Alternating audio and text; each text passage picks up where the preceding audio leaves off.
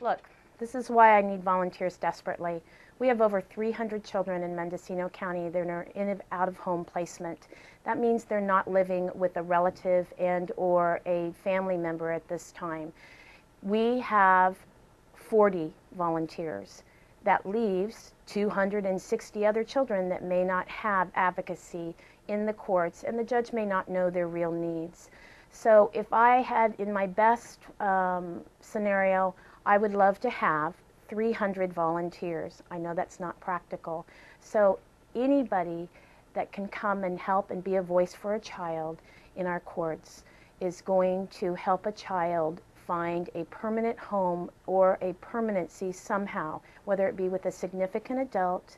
They'll make recommendations to the court of this child's need, and this child's going to grow up with someone knowing they care about them. So as a volunteer, some of the things that you'll be doing in our courts are advocating for the rights of children in the juvenile courts. The judges really need to know what the children need and want, about what they're doing every day, and about some of the things that are not being met when they're in the foster care system.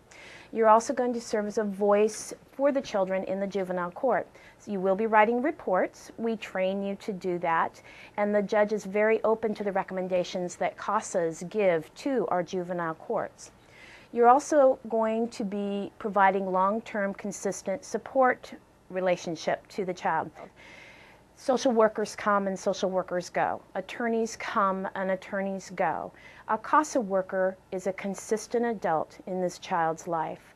Let's remember these children don't have access to healthy parents at this time because they're going through some need in the system to be supported in order to get their children back, or a lot of these children, especially the ones that CASA deals with, are high probability children of they're going to stay in the system until they age out. So they need significant adults in order to be supported and guided during their adolescence and onward up through adulthood.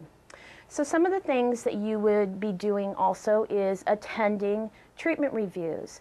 Many of our children are supported through group homes, and it's important that on a quarterly basis that we go into the group homes and work with the staff to understand what's going on with the child and how we can help them in a common goal of making sure that this child is benefiting from the support and therapy that the group home offers.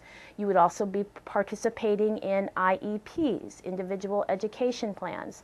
That is a team of the teachers, you have counselors, you have therapists, you also may have a foster parent or group home staff, and the CASA is significantly important, as many times the CASA is assigned as an educational surrogate. It's also known as a surrogate parent.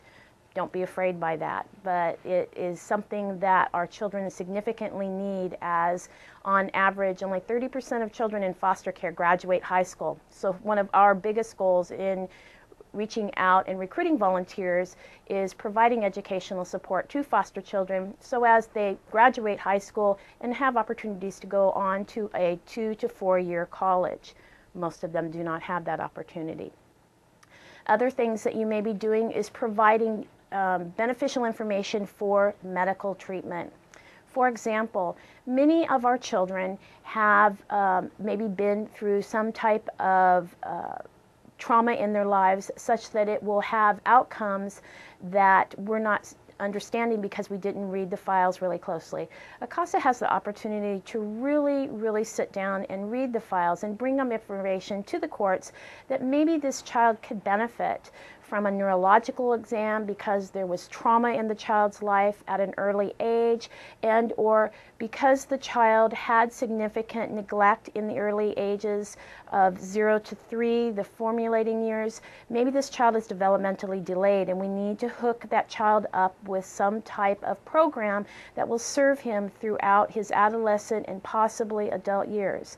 Oftentimes, CASAs are the ones that make sure that these things happen.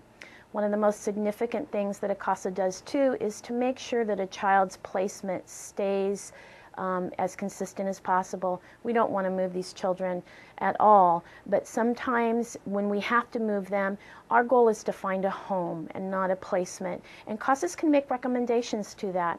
We want to reduce the number of placements any given child has, because every time a child moves, and especially if they're moving out of their own school district, they lose approximately 6 months of educational support.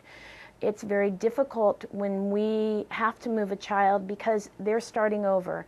They're starting over with a new set of foster parents, or they're starting over with a new group home. There's a different set of rules, and so they're constantly having to change their behaviors, which is extremely traumatic for a child. So CASAs make recommendations to not move children, and or if we have recommendations for permanency, maybe a foster home that would love to permanently have this child in their home, we will make recommendations for that.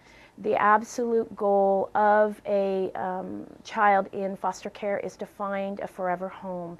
And so if we can make recommendations as to potential adoptive homes, that is a coup. A lot of times, one of the things that our CASAs come back and they say to us when we're giving volunteer support is, I don't think this child likes me.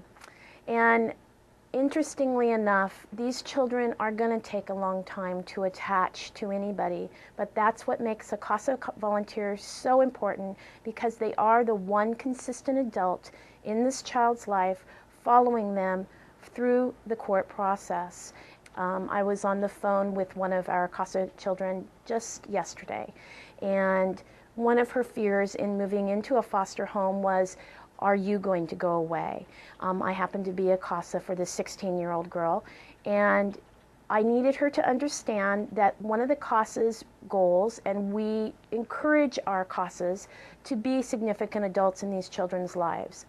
Children nowadays certainly do not leave the home at 18. In fact, many are coming home and staying into their 20s and sometimes their 30s. Foster children don't have that luxury of coming home and having a safe place to go. We're not asking our CASAs to provide that home for them. What we are asking is that if a child, after they age out in the system, needs some support, a friendly phone call to a voice that they know and they care about could be very important and could be a breaking moment in that child's life.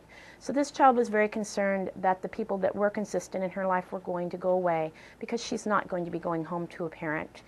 And I assured her that no, even after she ages out, she certainly can call on our office at any time. We have many of our CASA children that have aged out that use our office and use our staff and their former CASAs as resources. That's extremely important. Like parents, we train our children at home to learn which resource in any given community to go to get help. That's important for these children, because independent living skills are not always consistent in their placements, and they need support in being able to access these types of services once they age out, so that they can be a positive influence and give back to the community some way, somehow.